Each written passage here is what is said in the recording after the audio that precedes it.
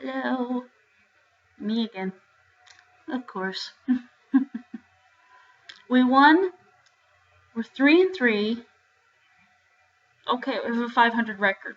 Should that make me happy? Kind of. Not really, though. This Jason Garrett, in a sense, has still proved that he's gutless, soulless, and heartless. And not exactly the most creative, most innovative coach ever, which he's not. There were certain moments, certain long drives, and I know this is I'm probably going to get yelled at for nitpicking, but just certain things stood out in my mind, and I feel I got to speak out on. Certain instances, like I said before, where there are long drives, we could have scored some touchdowns. I'd like to hear Jason Garrett explain why he settled for field goals. No canned answers, no beating around the bush, just a straight up answer. Why? But of course, that's wishful thinking on my part, because as far as I know from watching Garrett's press conferences, he doesn't give a straight answer. Always very canned, cliched type of answers that just, in all honesty, bore the crap out of me. Oh, how I wished for a very fiery head coach with at least some aspect of a personality, that when he talks to the press, he gets his point across. You don't ask any more of that. No follow-up questions, nothing like that. But unfortunately, Garrett's a tool. What else is there to say about that? Defense held up well. Morris Claiborne had two critical moments. One in particular stands out to me. His first career INT in the end zone, which is great. So he had, of course, no DeMarco Murray. He had the foot problem. I'm switching to the running game now. Sorry. Felix Jones, he's getting beaten up. I mean, he's laying down on the ground. He's lifting his leg up like, owie! And at least there's Philip Tanner.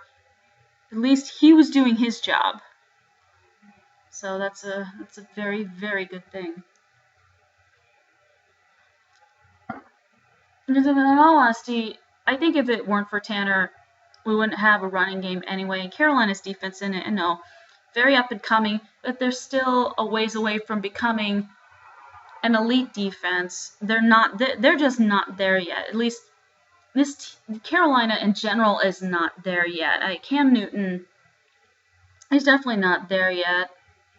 As a quarterback, I mean, he had some runs. He worried me a little bit with like I said, with the running. He threw some good passes, but I don't know. The maturation process on that guy is going to take, I think, a long time, but stranger things have happened. Passing game, okay. Witten got some passes in. Miles got some passes in, including a touchdown, which is great. But I think Miles Austin is being seriously underused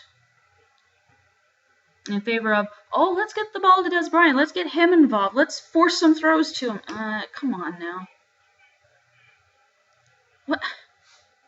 What's the point in trying to force a pass to somebody who in the first moment of the game, when he gets I think it's a punt return, he almost gets into a fight? Really?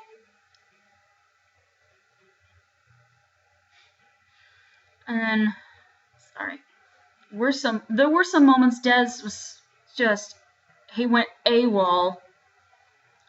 I would really like to see Tony Romo get seriously angry at this guy and just scream at him. And I saw him get angry at him once.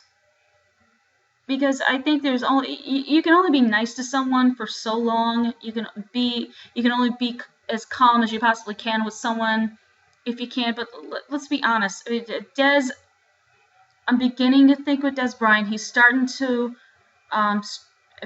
Tony Romo's patience with him is running really thin. And he really needs to really get it across to him that if you're not willing to do what you have to do, then you know what? I'm not going to throw the ball to you. I don't care if the coach gets angry at me. I will not throw the ball to you. Let's think about it this way. Romo's got other receivers he's got to take into consideration besides Des Bryant. He's got Miles Austin. He's got Jason Witten. Kevin Ogletree needs to get a little bit more involved, even though, me personally, Ogletree was a one-game wonder. We need to drop him like a bad habit because he hasn't really been contributing much at all. But that's just my opinion. Don't yell at me for it. It's just me. It's just how I feel. So, at least we got the victory. Defense held strong, but we cannot rely on them to win us, to save this team every time. It's not fair to them at all. It just isn't.